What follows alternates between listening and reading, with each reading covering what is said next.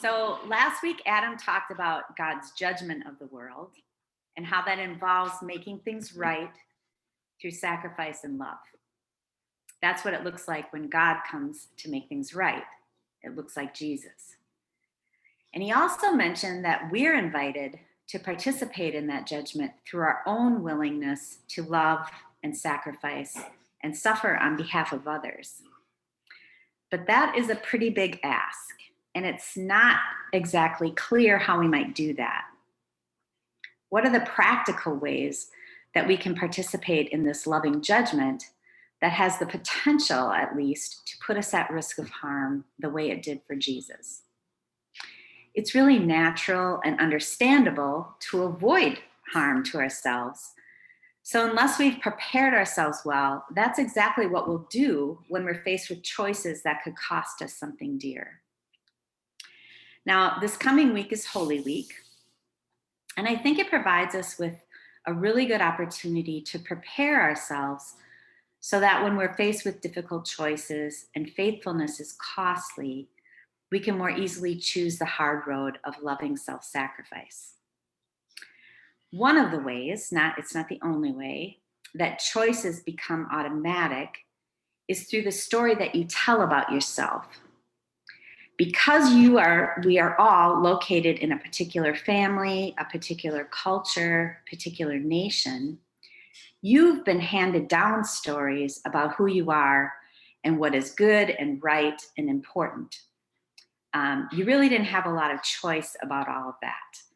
And in American culture, which is the culture, of course, that most of us grew up in, we've inherited a story that tells us, for instance, that hard work will get you what you want, but that ignores systemic oppression, which favors some groups over others and makes it easier for others to succeed through hard work than it does for others. This story, this American story, also tells us that comfort and economic security and success and independence are the ultimate goals. These are the values of that culture, of that story that we're told about ourselves. Of course, there are other values embedded in our culture, but those are some of the most obvious. And because the story American culture tells us about ourselves is so pervasive, almost invisible, its values are unconsciously accepted by most people. It's everywhere. It's the water we're swimming in and the air we breathe. We don't have to work at all to believe this story.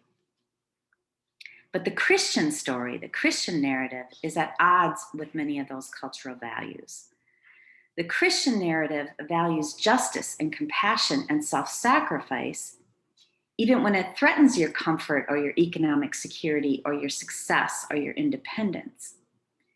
And it takes a lot of work and contemplation and intention and practice to locate yourself in that story. It does not come naturally. So today and for the rest of the week, we'll be doing some of that work to see ourselves as a part of this narrative that competes with the one that we're so immersed in. In this way, when we're faced with possible suffering and sacrifice in the name of Jesus, we'll have a story that we've identified with, and that will make difficult choices more a part of who we are, rather than something we're supposed to do. So today I'm going to walk us through the markers of each day of Holy Week. As I do this, I'd like you to try to enter into that story with as many of your senses as possible, as though you were there for those events. Because this story is not just something that happened long ago and far away to someone else. This story is alive today, and it invites us into a way of life. The challenge is to show up with our whole selves and see ourselves as active characters and participants in the ongoing redemption of the world. Now, as I do this, I'll pause really briefly between each day's events so that you can notice what stands out for you. Notice any thoughts or emotions or memories that come up. Are there places where this really meets you where you are? I won't be pausing for long, and I don't want you to worry that there's not much time for this. We're going to be sending this out to all of you in an email tonight. You'll get that. So you can take some time each day this week to reflect more deeply on it. So this is today, what we're doing today is just the beginning of our practice for Holy Week. So with that, let's begin. On the Sunday before Easter, today, Palm Sunday, we remember Jesus' triumphal entry into Jerusalem. Rachel kind of spoiled this for us. He headed toward Jerusalem to celebrate Passover, and he did that with the full knowledge that he was also heading in the direction of his own suffering and death. He instructed 2 of his disciples to go ahead of him, where they would find a donkey with its unbroken colt. As Jesus rode into Jerusalem on this humble ride, people threw their cloaks and palm branches on the road ahead of him and shouted, "Blessed is the King who comes in the name of the Lord. Peace in heaven and glory in the highest." This is what we celebrate on Palm Sunday. But there's really an irony in calling this Jesus' triumphal entry, because there was no depth to their worship. Those same people who celebrated his coming into Jerusalem and worshiped him are the very same people who would be calling for his crucifixion in just a few days. And Jesus was fully aware of this. Just before Jesus entered the city, he wept over Jerusalem for their blindness and failure to recognize what was already in their midst. He said, "If you, even you, had only known on this day what would bring you peace, but now it is hidden from your eyes. The days will come upon you when your enemies will build an embankment against you and encircle you and hem you in on every side. They will dash you to the ground, you and your children within your walls. They will not leave one stone on another, because you did not recognize the time of God's coming to you." So on this Palm Sunday, at the moment when Jesus should have been enjoying the pinnacle of his public ministry, he was weeping and lonely and grieving as he recognized the shallowness of the people surrounding him. He was in the middle of an enormous crowd and the center of attention, but he was utterly alone. Take a moment to notice what stands out for you as you reflect on Jesus' triumphal entry into Jerusalem.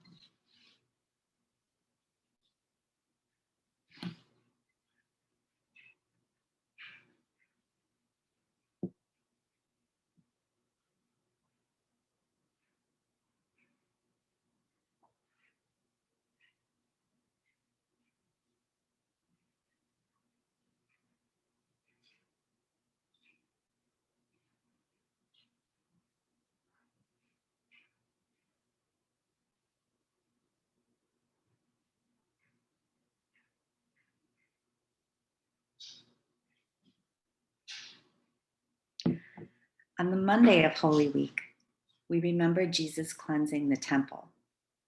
Luke records it this way. When Jesus entered the temple courts, he began to drive out those who were selling. "It is written," he said, "My house will be a house of prayer, but you have made it a den of robbers." Every day he was teaching at the temple, but the chief priests, the teachers of the law, and the leaders among the people were trying to kill him. Yet they could not find any way to do it because all the people hung on his words. This is another example of Jesus deliberately choosing things that would move him closer to suffering and death. It's not just that the leaders were desecrating the temple to make money. More importantly than that, their actions were robbing the people that they were supposed to be serving and protecting. Take a moment to notice what stands out for you as you reflect on Jesus cleansing the temple.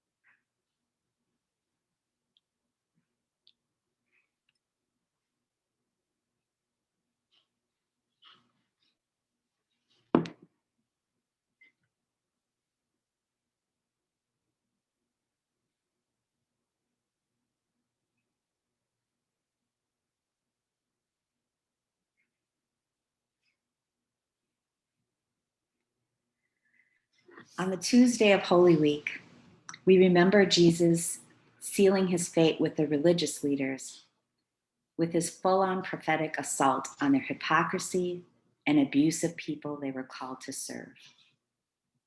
Over and over, Jesus pronounces to them, "Woe to you," as he humiliates the religious leaders who were used to people honoring them. He knows he's making them angry, and he doesn't let up at all. He knows they're plotting to kill him. This is also the day when Judas meets with the leaders of the Sanhedrin and agrees to betray Jesus. At the end of his tirade, Jesus grieves over Jerusalem again, this time more tenderly. He says, "Jerusalem, Jerusalem, the city that kills the prophets and stones those who are sent to it. How often have I desired to gather your children together as a hen gathers her brood under her wings, and you were not willing. See, your house is left to you desolate." Take a moment to notice what stands out to you as you reflect on Jesus' confrontation of the religious leaders and his grieving over Jerusalem.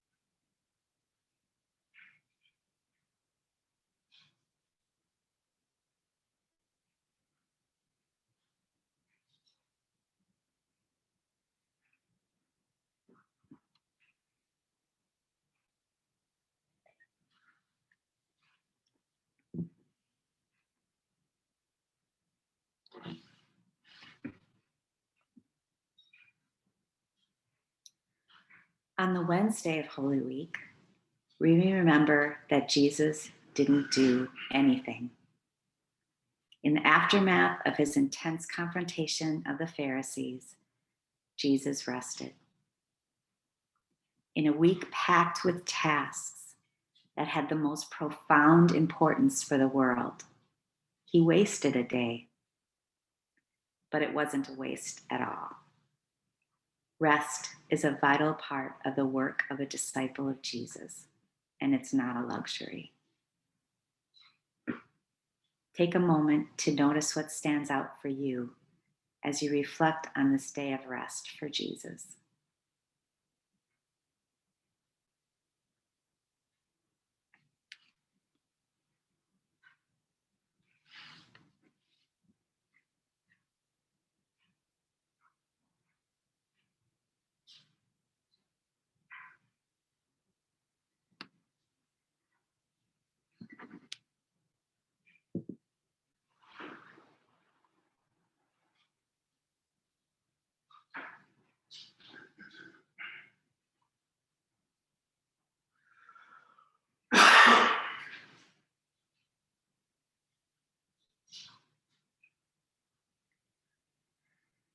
Thursday of Holy Week is when we remember the Last Supper, the Garden of Gethsemane, and the betrayal of Jesus.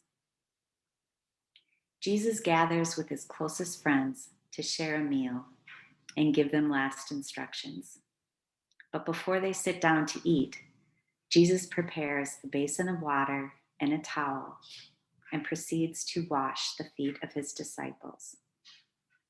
This humble act was shocking to the disciples, and Peter protests at first. But Jesus insisted that unless they allow him to wash their feet, they had no part with him. He was showing us the importance of not just serving others, but allowing yourself to be served. Then Jesus offers bread and wine as a symbol of his body and blood. He asks his disciples to remember him whenever they eat bread and drink wine. Remembering is an integral part of living a life patterned after Jesus. We cannot possibly do the work we're called to do if we don't first do the work of remembering. After the Passover meal, Jesus asked Peter and James and John to accompany him to a garden to pray. The weight of what is coming on Jesus as he wrestles with God in prayer is hitting him, and his fear is so intense that he sweats blood. But his friends can't keep their eyes open. That must have been so lonely for Jesus.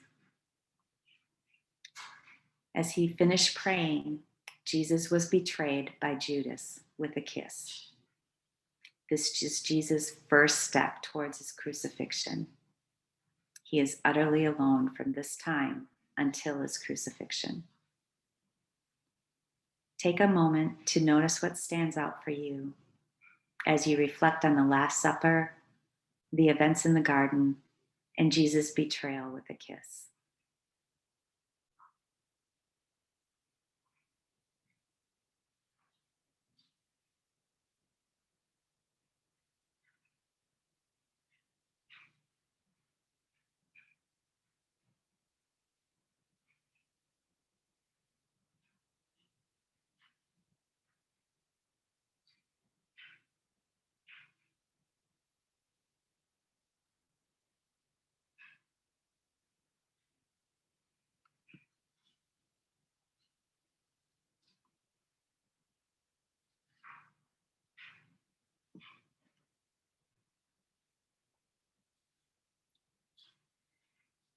Good Friday is the day of Jesus' illegal trial, crucifixion, death, and burial. Jesus endures false accusations and refuses to defend himself. Peter denies that he knows him and abandons Jesus. The only people who were present at the cross were the women who were closest to him and John. He suffered the humiliation and torture reserved for the worst criminals at that time, and he was completely innocent. He cried out to God in desperation and confusion, and then he surrendered his spirit and died. His body was taken to be buried without the dignity of the usual preparations, and he was laid in a borrowed tomb. To everyone who had followed him, it appeared that all was lost. Take a moment to notice what stands out for you as you reflect on Jesus' trial, crucifixion, death, and burial.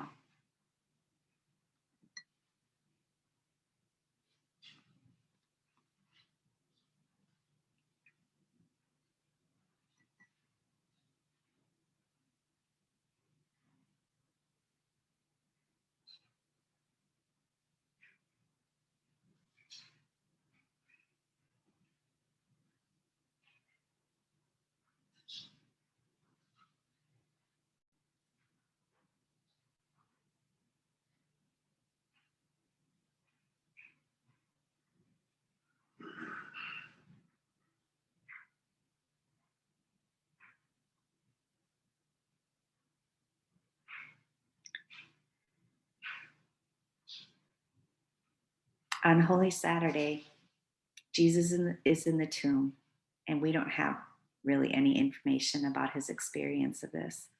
Some traditions say he descended into hell and freed prisoners, but we really don't know. The Romans stationed guards for fear that Jesus' disciples would take his body and claim that he didn't die after all. His disciples went into hiding out of fear that they would be next.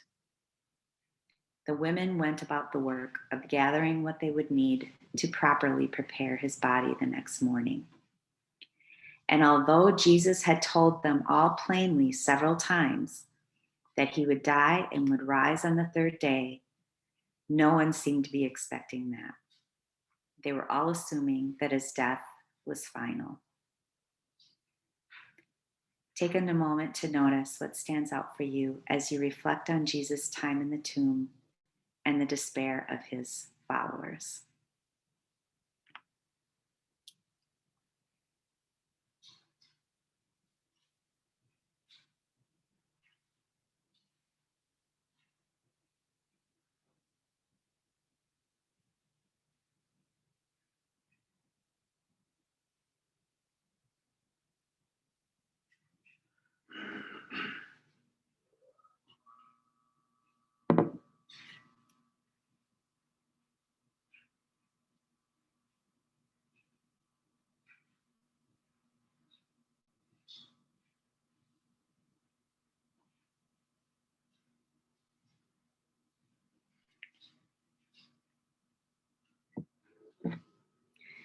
As I said, Adam will be sending out these reflections tonight, along with some reflection questions if those are helpful for you.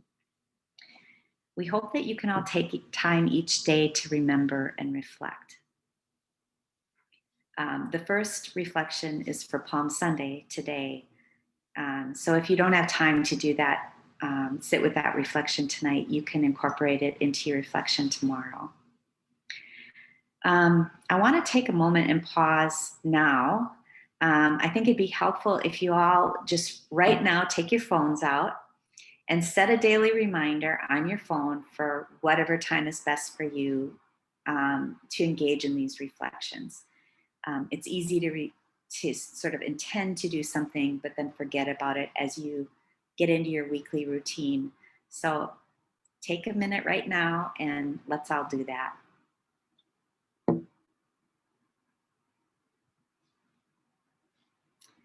And then I want you to remember that locating yourself in this narrative is just one way for us to participate in the life, death, and resurrection of Jesus.